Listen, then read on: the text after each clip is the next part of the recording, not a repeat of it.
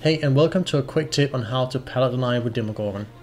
This requires a lot of prediction as well as insight into how the survivors loop. Often when a survivor approaches a new loop, they will stand near the pallet as a form of reinsurance until they know which way to loop the tile. You can abuse this by pouncing into the pallet despite the survivor not being visible. If the survivor is near the pallet and you're running double cooldown, there is a good chance that they can't run away in time. If possible, you want to do this out of line of sight from the survivor to increase your chance of hitting them. Like here, when I turn a corner, walk a bit backwards and pre-pounce into the pallet.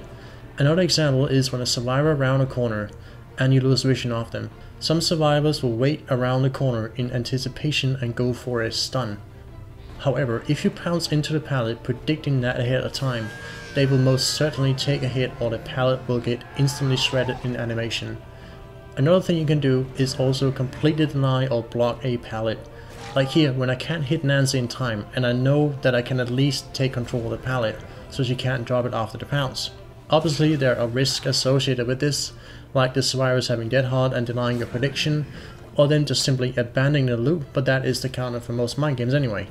You can also easily misjudge or simply pounce straight into an object, which is why I recommend running enduring in case the survivors then want to go in for a stun. Now obviously you shouldn't do this every single time because it won't work every single time, but it is a judgment call based on your knowledge against the survivors and how they loop and how they react.